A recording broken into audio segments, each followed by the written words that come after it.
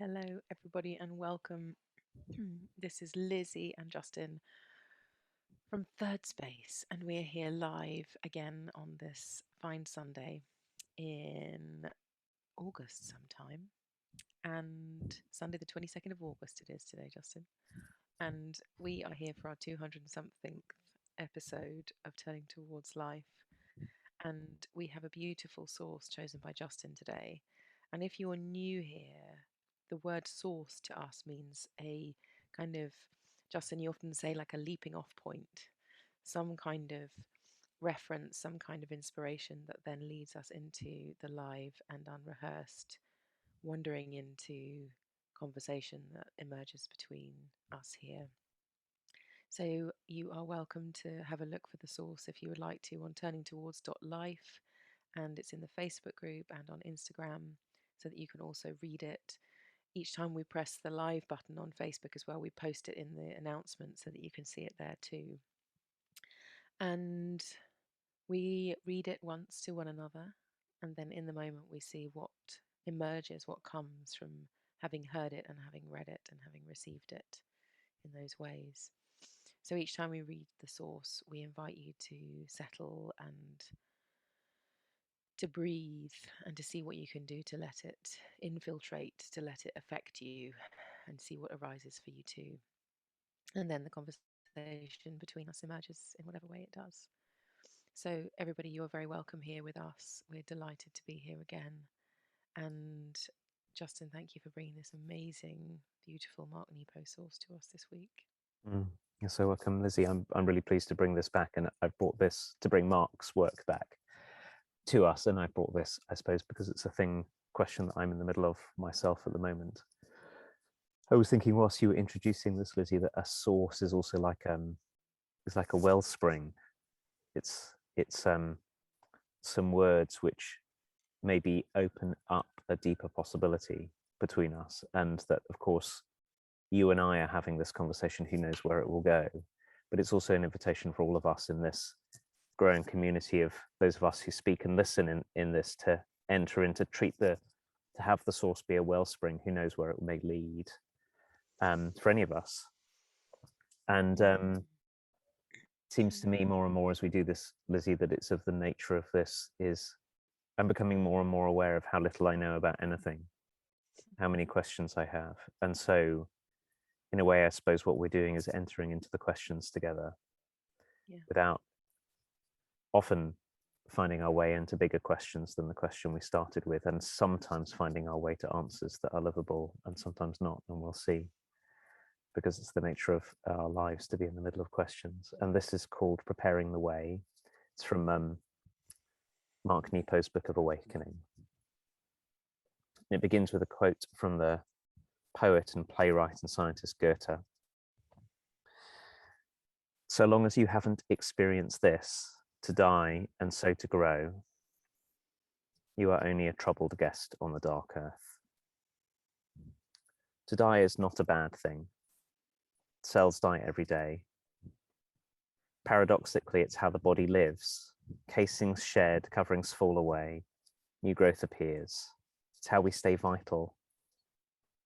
Likewise, ways of thinking die like cells, and we suffer greatly when we refuse to let what's growing underneath make its way as the new skin of our lives. It is the stubbornness with which we refuse to let what's growing underneath come through that pains us. It's the fear that nothing is growing underneath that feeds our despair. It's the moment that we cease growing in any direction that is truly deadly. When resisting this process, we become a troubled guest, moaning like a human crow. We double the pain of living when we try to stop the emergence that all life goes through. Imagine if trees never shed their leaves, or if waves never turned over, or if clouds never dumped their rain and disappeared. I say this as much to remind myself as you. Little deaths prevent big deaths. What matters most is waiting its turn underneath all that is expending itself to prepare the way.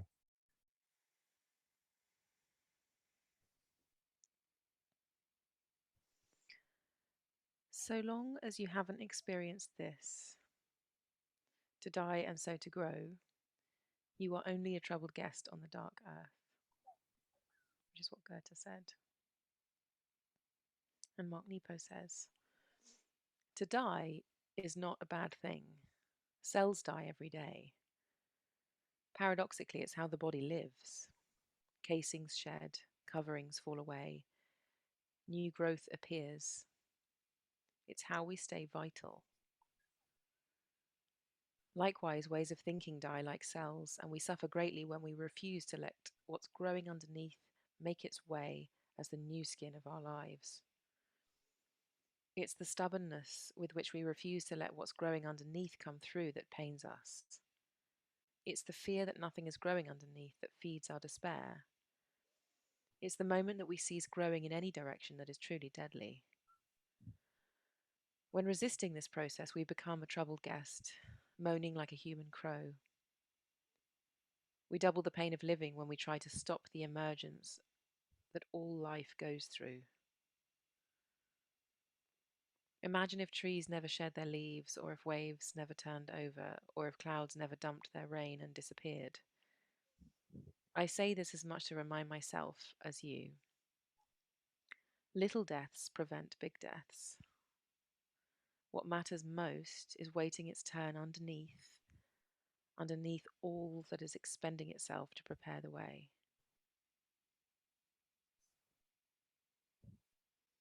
Thanks, Lizzie.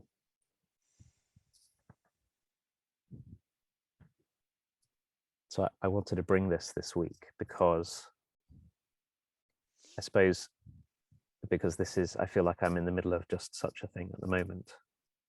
And being in the middle of such a thing, the line that really spoke to me, that stood out so powerfully, is right in the middle, as it often is. Mm. When resisting this process, we become a troubled guest, moaning like a human crow. We double the pain of living when we try to stop the emergence that all life goes through. I've been coming to see, Lizzie, that very often my response to finding myself in some situation of feeling in pain has been to try and make the pain go away. Well, one of two things. One is to try to make the pain go away. Like, I shouldn't be feeling this. Something is wrong here. I have to get my life back on track. And when I feel that way, very often my efforts are to try and double down on the way I'm already in the world. You know, if I just try harder at this, if I keep on doing the same things, if I do the same work that I've been doing, if I do my practices more sincerely, if I'm kinder to people, if I, all of the things which I set out to do, is one way that I realize that I can go, and that way is very often is just a way of keeping everything exactly. The premise is that if I get better at keeping things the way that they are, I won't feel in trouble in the way that I feel. The second way that I find myself going, if I'm not thinking about it, is simply sort of wallowing in the unreflectively in the painfulness of the circumstance, which I think is what Mark Nepo talks about, moaning like a human crow. Oh, it's so terrible. I'm suffering so much. Oh dear. What I love about this piece that's proving so life-giving for me is to ask, is that it asks another question, which I'm also asking about myself at the moment, which is, what else is waiting underneath? Like maybe this feeling of starting to see pain and difficulty of certain kinds as an invitation to let something that's underneath that I barely know start to bubble up and make itself known, which is really different from making the pain go away or just wallowing in pain, both of which have, they've got their own dignity and they make their own sense, but sometimes it seems to me something else is called for. And the thing that I can feel at the moment as we read this is, one is what a life-giving possibility that is, that instead I can start to turn towards it and go, oh, I wonder what's coming here. Something is trying to make itself known and I don't know what it is. And the second thing is the sort of consequence of that, which is the one that I find difficult, is, oh, and that probably means I'm going to need to let some go of stuff. and I'm going to need to let go of stuff that I've held on to very tightly, and maybe let go of things that I've worked really hard to bring about, like things I've worked really hard to get good at and things I've worked really hard to get familiar at. And it's such in the face of having worked really hard to bring some things about, I can see that the idea of letting things go, letting them fall away, might seem like disaster. And then Mark Nepo says to us, yes, but it might be something growing. It might be like an acorn shedding its shell so that it can grow. And last thing to say about this for the moment is when I look back, when I use Mark's words to look back at my own life, I see how often that is actually true. I can see periods in my life when I imagined that somehow I had landed in my life as it was going to be, and how often when those have been allowed to break open, something really surprising has come through, some way of engaging with the world, some new sense of what's of value and what's of importance has come through. So I see the truthfulness of it.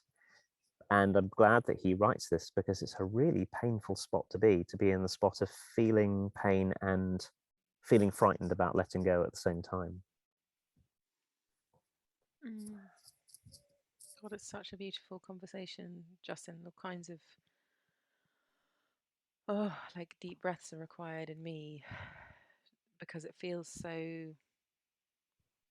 such an important place or way of being to turn towards. And the bit that I get really, I don't know, somehow excited by is what you were just saying. And Mark says at the end of what matters most is waiting its turn underneath all that is expending itself to prepare the way.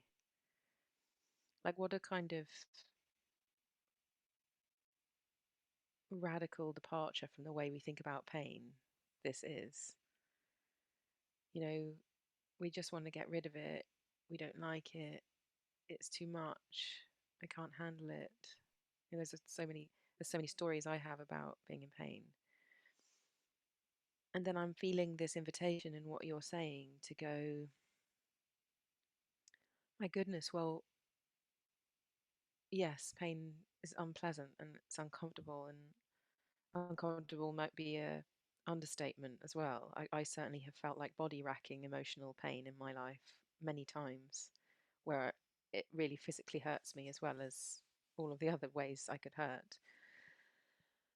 And then when you say that there's something wanting to be born in amongst that, or beneath that, or beyond that, or just below that,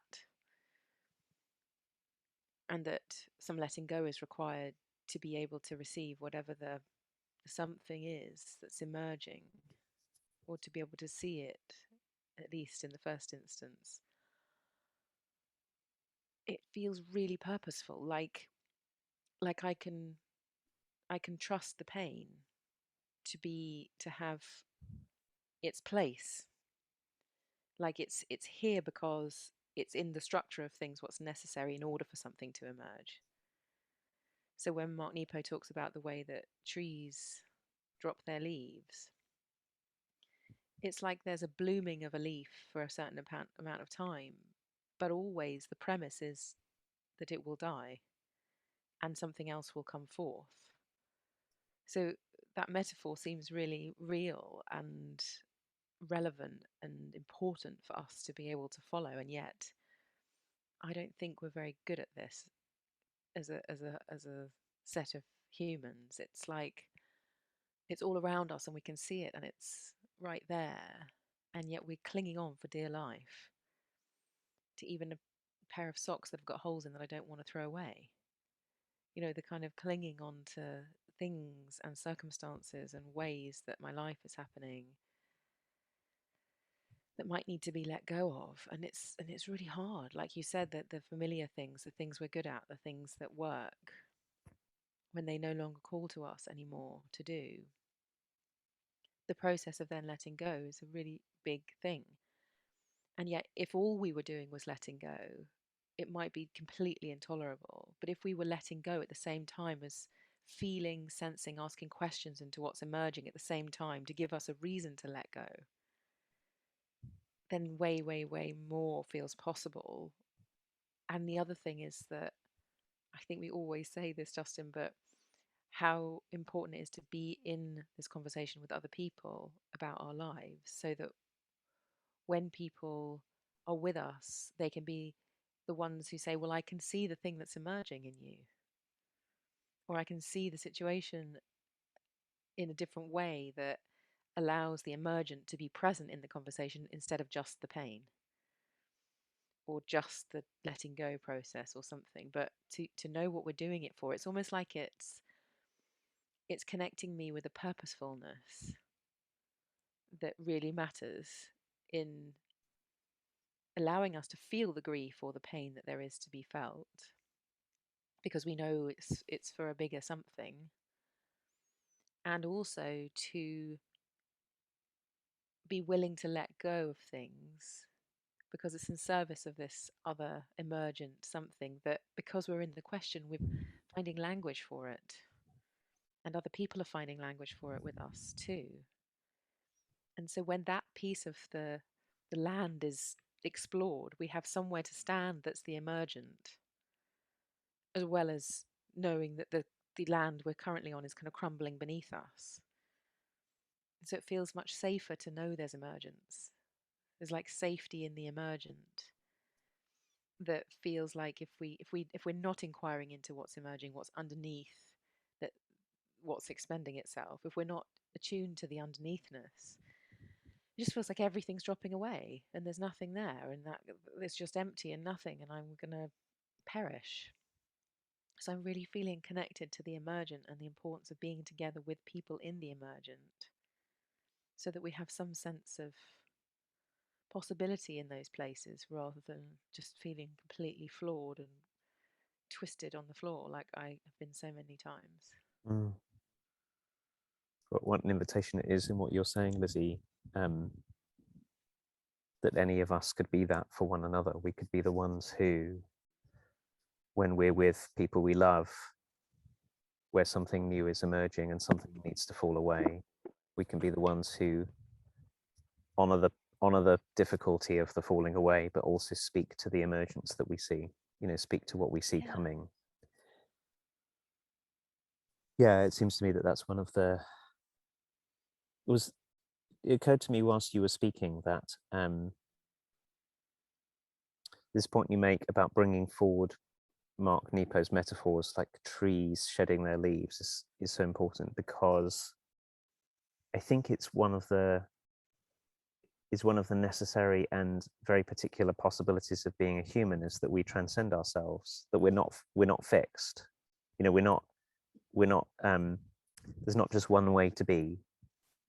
And also we are inventive and creative and imaginative, so we can be a particular way, and we can also project ourselves forward into other ways that it's possible to be, that might be deeper and wider and kinder and include more, and that is what it is to be the kind of beings that we are. And maybe one of the big mistakes we make, that I think is often given to us by our culture, I was thinking about, as is just coming to me now, the question lots of adults ask children, what do you want to be when you grow up? As if there was an answer. Yeah. I'm going to be a thing X, and my life's project is to get to be an X. Except that's only the first step in something a much bigger possibility for us humans, that we are endlessly self-transcending. So we arrive at place X and we find already that at place X, I'm not that thing, something else is growing. And perhaps if I think about my own situation now, there are things that I'm wondering about letting go of, that I felt very attached to, which are sort of ways of identities and ways of being in the world. And I can feel that part of my fear of it, Lizzie, is, but I've made it here. I put so much effort into being here. I put so much effort into this. And then you point us to the trees and say, yeah, but look at the trees. The Yeah. trees grow their leaves, but part of the deal is that the leaves will redden and fall, and that will give space for the new something to grow. Could we could we remember ourselves this way? That would Yeah. help us so much.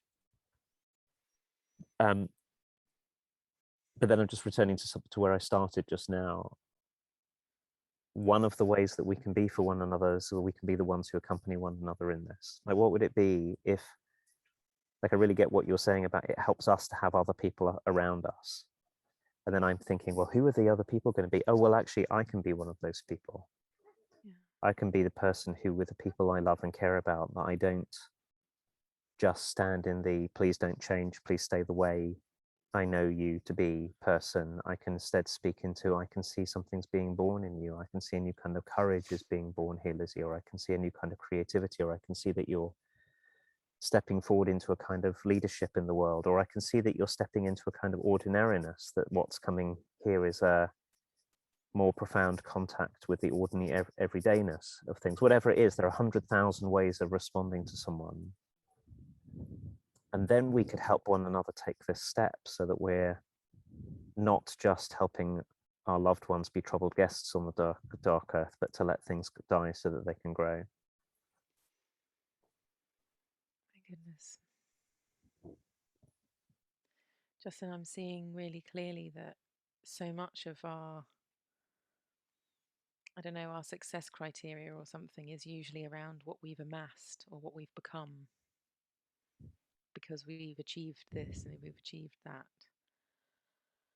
I just got this big wave of seeing that what if really what we're here for is this thing, not to keep building our identity, but to keep seeing what's emergent, what's coming,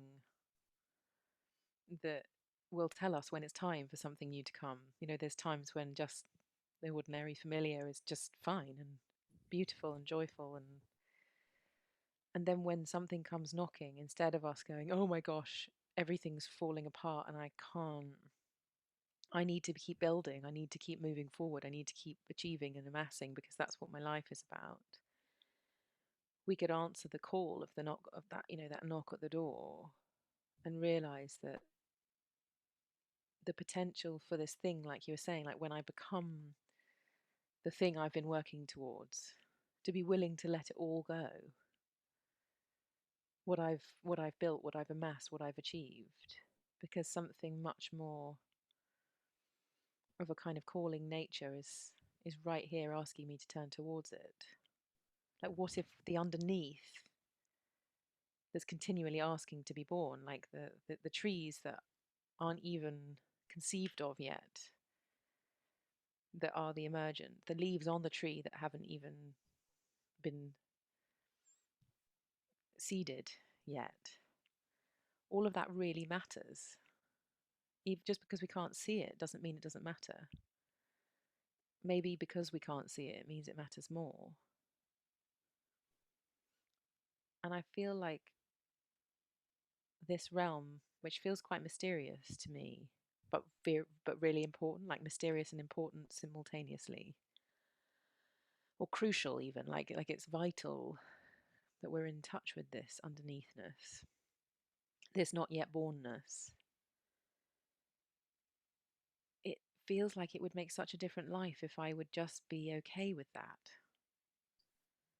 You know, to know that letting go and seeing what's in the underneath, in the emergent of my life, to know that that's a seriously valuable place to look and to wander into with others, as you're saying, and let that have some airtime rather than what's next, what am I going to achieve, what can I get, what can I. It's such a beautiful invitation and so different to the kind of values that I have received and seen along the way. And as you're speaking about it, Justin, in terms of the things that are important to you at the moment about being with the underneathness and what's emerging, it just feels like we must do it. It's the kind of feeling I'm having now. It's like opening the space up for this question about the underneath and what's trying to be born, and how we might be resisting that or pushing it away because we don't really know how to do it. But that we can be in community and we can all bring ourselves to this in each other. It feels so like there's a stability here, a much more profound stability here than in trying to grip on to all the things that I've become and I have. That feels precarious when I'm encountering this sense of emergence and possibility and wondering what's trying to be born underneath. That feels really stable and kind of, oh, like a force that we can really count on. Whereas the things that have, it's like the leaf is the things I've kind of got are the leaves that are dangling off the tree that may fall at any time. It's such a, it feels really vital that we are always turning towards this part. And I feel like I want to make a dedication or a commitment to this inquiry because it feels so important. Mm. It's an amazing thing to say, Lizzie, that maybe the attempts we make to keep everything safe by locking ourselves in, by saying I am this way, by even claiming that we know what we are. Because I think in there's a sort of claim, well, I know what I am and what I'm meant to be and who I'm meant to be, to now let me protect it at any cost, that's actually way more precarious in lots of ways than participating in the unfolding flow of our lives. And that part of the precarious situation that we've got ourselves into, or many of us find ourselves in, is probably another way of saying it, is that many of us, we live in a culture that teaches us that arriving somewhere, that being successful in a very particular way means knowing who you are and being really good at that and nothing else, and that also that we do it on our own. Mm. And there's terrible costs to pay in that. Mm-hmm. Not least of which, I don't think we can let this conversation end without, pointing right into the heart of what Goethe and Mark Nepo are saying, which is this is also about death in its biggest sense. That there's a way in our lives that we're not in control of any of it. We won't have any choice about this. There's going to be a giant letting go that all of us have to face, and we do a lot of I'm on my own and I have to cling on because I'm so terrified that I won't have what it takes if I let myself go into my life in any way. So maybe that's really the precarious position. And the reason it feels so precarious is because at some level we get that it is, and that's what makes us desperate and what makes it frightening. Mm. And if we can even take one step into being in relationship with others on this, I could feel this very strongly when you said it. I can't remember exactly how you said it a moment ago, Lizzie, but there's something that can happen when we're in relationship with other humans and we get that this process that Mark Nepo is inviting us into, where what matters most is actually waiting its turn underneath all that it's expending itself to prepare the way, that's actually an ordinary situation. That is, we can see it in one another. Yeah. And we can hear it from one another. What a relief that is. And it also seems to me, Lizzie, just in this moment, that it's also what we need in order to flourish and in order to be a gift, to bring our gifts to one another, is to find a way to let what's waiting its turn underneath emerge. Because the kindnesses and the creativity and the care and the compassion and the wisdom that's called for in the world, it might well be that it's waiting right there if we were willing to let it through. I just imagine, wouldn't it be amazing if there were adverts, I always think about adverts on the tube, on the underground here in London, which I've not been on for a while, but instead of selling me the latest product that's going to fix my life if it could invite me to be in relationship? If we got reminded all the time about what it might be to find a way into relationship with 1 and then 2 and then 3 and then 5 and then 10, or find places where we can be in relationship, how much of this that we're talking about here would not be, we would not feel so alone in it. Yeah, it's very it's a big invitation, Justin, and I can feel the, I don't know, like the emergent in me in this moment is like screaming to go, look here, look at the underneath.